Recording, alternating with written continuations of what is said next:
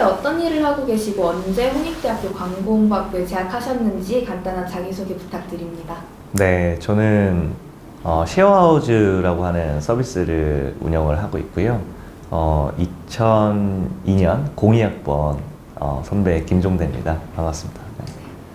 당시에는 광고홍보라는 학과 자체가 전국적으로 많지도 않고 막 생겨나는 시기였는데 어떻게 해서 홍익대학교 광고홍보학부에 지원하셨는지 궁금해요. 저는 사실 홍대 국제경영학과에 처음에 입학을 했었고요. 근데 주변에 친구들이 이제 광고홍보학과 친구들이 많이 있었습니다. 근데 좀 부러웠어요. 그 주변에서 광홍 친구들이 열정적으로 같이 조모임도 하면서 기획도 하고 프레젠테이션 준비하고 공모전도 준비하고 이런 모습들이 너무나 멋있어 보였습니다. 그래서 복수 전공을 하다가 결국에 이제 전과까지 해서 이제 광고홍보학과 함께 하게 되었습니다. 네. 재학 당시 홍대 광홍에서 가장 기억에 남는 커리큘럼이나 시스템이 있으신지 궁금해요. 최용주 교수님의 광고기획론인가요? 네, 정확히 명칭은 광고기획론이 맞을 것 같아요. 네.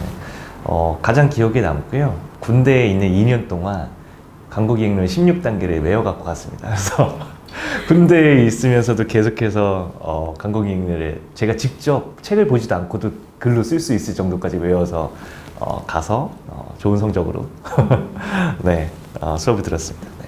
네. 홍익대학교 광고홍보학부만이 가진 장점이나 강점이 무엇이라고 생각하세요? 저는 사실 원래는 PR 회사에 오래 있었는데 PR 회사에 있으면서도 인턴이나 저희 함께할 친구들을 이제 선발을 할 때 다른 학교나 다른 과에서 선발하지 않았어요. 거의 홍대 광홍 친구들만 같이 지금까지 한 50-60명 되는 친구들하고 같이 일을 했고, 일단 홍대 강홍에 있는 친구들은 왜 그런지 모르겠는데 일단은 좀 과하게 열정적이에요. 네.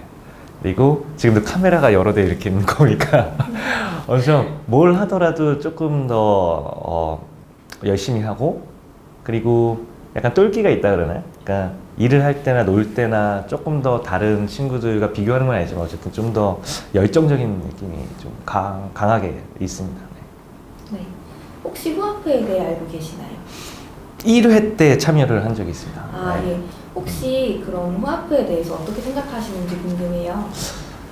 제가 처음에 방문했을 때는 이제 선배들도 오셔서 강의도 해주시고, 그리고 저녁인가요? 저녁에 술자리도 있고 했었던 것 같아요. 그래서 선후배들이 이렇게 만날 수 있는 장이 있다라는 거가 상당히 의미가 있다고 생각을 하고요.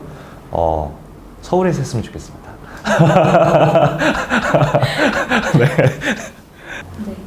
홍대 광홍은 여러 교수님들이 머물다 가셨고 현재는 14분의 전임 교수님들이 계세요. 혹시 가장 기억에 남는 교수님이 있다면 누구신지, 또 그 이유는 무엇인지? 제 이현성 교수님이라는 분이 있었어요. 이제 스피치하고 광고조사 쪽을 가르쳐 주셨는데, 그때 그 교수님도 이제 강사로 오신 게 처음이었어요. 처음으로 이제 오셨었는데 정말 열정적이셨고 배운 게 많았습니다. 냉철한 직관과 통찰, 풍부한 상상력과 창의력을 가진 인재를 요구하는 지금 시대에 광고홍보학부생으로서 후배들이 꼭 읽어봤으면 하는 책이 있는지, 있다면 무엇인지 여쭤보고 싶어요. 저는 광고 홍보라고 하는 이 과, 그리고 앞으로 하시는 일이 커뮤니케이터라고 생각을 해요. 그래서 좀 추천을 해주고 싶은 것은 자기통제 승부사라고 하는 책이 있습니다. 사마위에 대한 이야기인데요.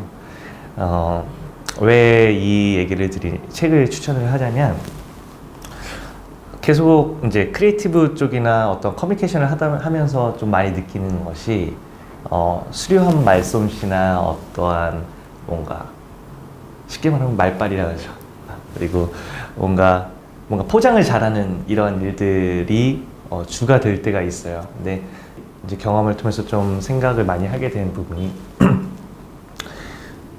어떻게 좀 더 진정성 있는 커뮤니케이션을 할 수 있는가, 그리고 자기 자신을 어떻게 컨트롤하고 그러한 부분들을 잘 만들어갈 수 있는가에 대한 고민들이 많이 있었는데, 지금도 여러 번 계속해서 보고 있습니다. 그래서 자기통제의 승부사 사마위 대한 책을 추천을 합니다. 네. 흔히 PR 업계에서 제리킴이라는 디지털 PR 전문가로 알려져 있으세요. 네. PR 업계에 종사하면서 힘들었던 때는 언제였는지 그리고 그 극복 과정이 어땠는지 궁금해요. PR이라고 하는 이쪽 일 자체가 사람을 많이 만나고 사람하고 커뮤니케이션을 많이 하게 됩니다. 그래서 이렇게 뭔가 항상 사람과 어떠한 커뮤니케이션을 하는 일은 뭔가 어려움이 있죠. 그래서 그런 부분들이 힘들었는데 그게 또 천직인지 좀 재밌었어요. 그래서 막 힘들다고 느껴졌다기보다는 계속해서 좀 배워왔던 것 같습니다. 네. 네. 만약 선배님이 지금 자신의 분야로 가지 않았다면 어떤 분야를 선택하셨을 것 같나요?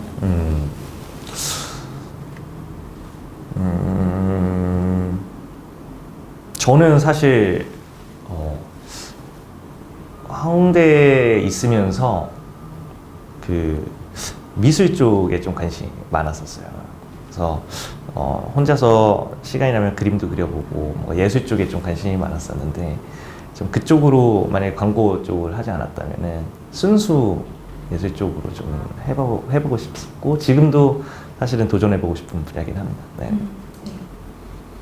네. 도빗에서 제공하는 쉐어하우스라는 서비스는 라우드 캠페인 같은 공익성 콘텐츠나 하우투 서울 등의 다양한 분야의 콘텐츠를 다양한 방법으로 제공하고 있는 것으로 알고 있어요. 그 중에 가장 기억에 남는 프로젝트는 무엇이었나요? 지금 얼마 전에 이제 하우투 서울이라고 하는 프로젝트가 서울시에서 선정한 우수 서비스로 이제 선발이 되었고요. PR 쪽 일을 하면서 가장 하고 싶었던 게 약간 공공적인 그리고 공익성이 있는 서비스들을 해보고 싶었고 그리고 단순히 뭔가 비즈니스적인 게 아니라 세상에 도움이 될 수 있는 어떤 서비스를 할 수 있을까 고민을 했었던 차에 이제 하우투 서울이라는 서비스를 시작하게 됐습니다. 그래서 이제 외국인들한테 서울 그리고 한국을 알릴 수 있는 이제 컨텐츠들을 만들고 지속적으로 성장시켜가는 게 이제 목표이고요. 그리고 현재 시작한 지는 얼마 안 됐는데 이제 수십만 명이 되는 외국인들이 함께 참여를 하고 있고 그러니까 연내에 한 100만 명 이상의 외국인들과 함께 할 수 있는 서비스로 만들어가는 게 이제 목표입니다. 현재 가장 각광받고 있는 것이 뉴미디어 시장인데요. 뉴미디어 시장의 전망에 대해서 설명해 주실 수 있으세요?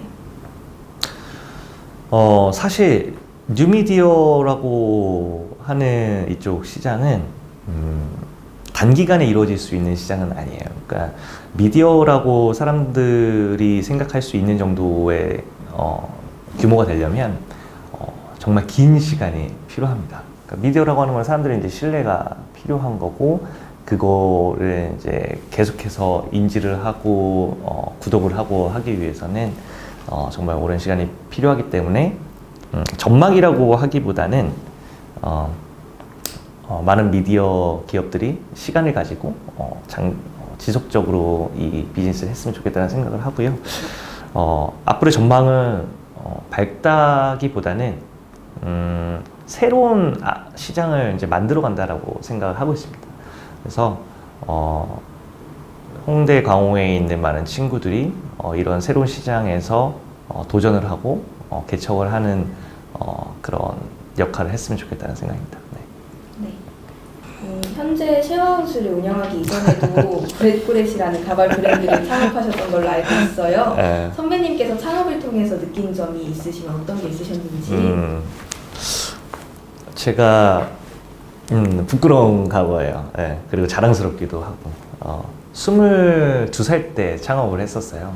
그때 학교를 다니면서 어릴 때 머리 그리고 헤어에 대한 관심이 많았어가지고 졸업을 하고 대학교 때 구렛나루하고 뒷머리만 붙일 수 있는 가발을 이제 특허를 냈습니다. 그래서 사업을 시작을 했고 운이 좋게도 광호에서 배웠던 그러한 커뮤니케이션 기술을 통해서 네이버 실시간 검색어 1위까지도 했었어요. 제품에서 엄청 잘 되기도 했었는데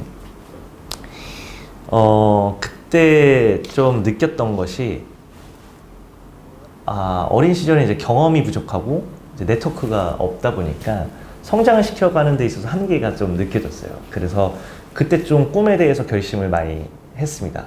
사람을 많이 만나고 많은 경험을 할 수 있는 직업이 무엇인가 라고 생각을 해봤는데 광고 PR이 아니라 A라는 직업이었어요. 그래서 우선은 A라는 직업을 통해서 경험을 많이 하고 사람을 많이 만나자. 그러면 나중에 비즈니스 할 때 많은 도움이 되겠다. 그래서 A로 첫 사회생활을 시작을 했습니다. 네. 실무자로서 본인의 직업을 꿈꾸는 후배들에게 해주고 싶은 말이 있다면 무엇인가요? 사실 저는 지금은 이제 종합적인 일을 하는 비즈니스맨이라고 보시면 될 것 같고요.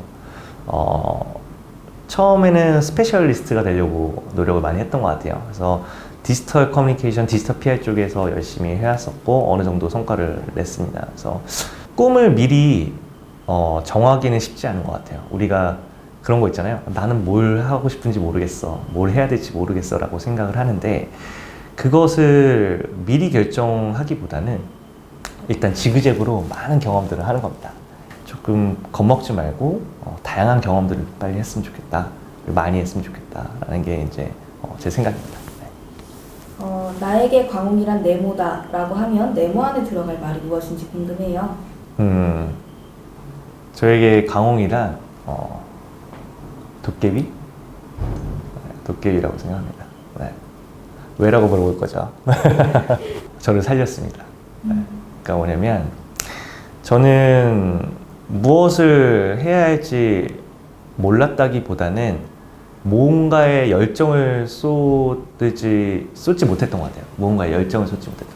근데 광고홍보학과에 가면서 뭔가 내가 몰입할 수 있고 뭔가 열정을 가질 수 있는 것들을 제시해 준 게 이제 홍대 광홍이었었고 그때부터 정말 열심히 살았습니다. 그러니까 과거에는 그냥 주어진 일들을 하는데 바빴다면 이제 광고홍보학과에 재학을 하면서 뭔가 찾아서 뭔가 하고 싶은 것들을 따라와 갈 수 있게끔 도와준 게 이제 홍대 광홍이었고 지금도 어디 가서 사람들을 만날 때 홍대 광홍 출신이라는 걸 자랑스럽게 이야기를 하고 홍대 광홍 친구들을 만날 때 가장 기쁩니다. 네. 네. 선배님께서는 다시 19살로 돌아가셔도 홍익대학교 광고홍보학부를 선택하실 건가요? 홍익대학교 광고홍보학부를 다시 선택한다라고 했을 때 서울에 있으면 사실 마음으로는 너무나 홍대 광홍에 대한 기억이 좋기 때문에 다시 그리고 광홍이 아니라 그때 함께 있던 친구들을 만날 수 있다면 그리고 교수님들을 만날 수 있다면 홍대 광홍을 선택할 것 같습니다. 네. 마지막 질문 드릴게요. 대학 시절에 자신에게 한마디 해주시겠어요? 대학 시절에 나를 만날 수 있다면 뺨을 한 대 때려주고 싶어요. 너 씨 그러지 말았어야지. 네. 그때 돌아가면 조금 더 뭐랄까요? 너무 연애만 하고 살았던 것 같아요. 그래서 그렇잖아요. 홍대 광홍이 우리 이렇게 공부도 하지만 좀 열심히 놀고 재밌게 놀았던 것 같은데 그때로 돌아간다면 뺨을 한 대 때리고 정신 차려라 얘기를 하고 싶습니다. 네. 이건 편집해 주세요. 네, 알겠습니다.